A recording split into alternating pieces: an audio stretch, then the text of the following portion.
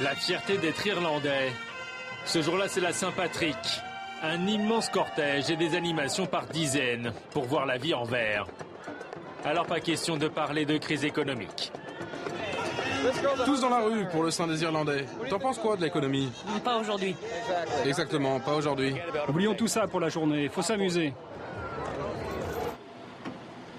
Mais dès le lendemain, c'est un horizon bouché qui se présente. Depuis que la bulle immobilière a éclaté il y a 2 ans, l'Irlande compte 14% de chômeurs. Niall vient de perdre son travail. Pour rebondir à l'irlandaise, c'est dans un pub qu'il se rend chaque vendredi. Le Job 2.0 de Dublin. Ce club des cadres au chômage propose de partager ses connaissances avec une règle, positiver. Je rappelle, pas de mots tels que chômage ou sans emploi.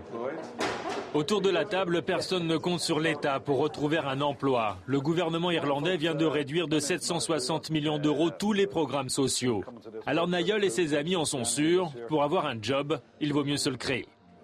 Je dirais qu'il faut rester proactif. Pour ma part, je compte me mettre à mon compte.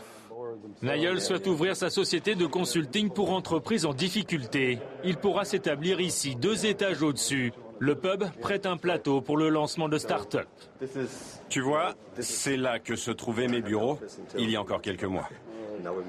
Roland a été désigné pour conseiller Niall. Lui aussi a connu le chômage. Il a créé son entreprise grâce au club il y a 6 mois.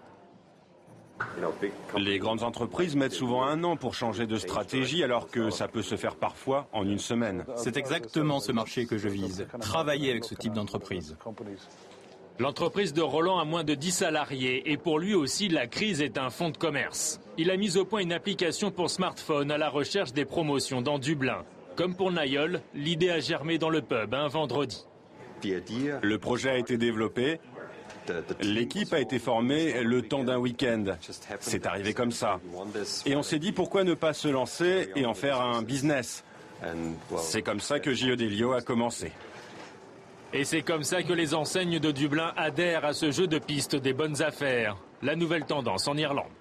Et l'application nous a guidés tout droit dans cette cave à vin. C'est la meilleure ristourne, le meilleur deal de la journée. On pouvait avoir certaines bouteilles de vin jusqu'à 50% moins chères.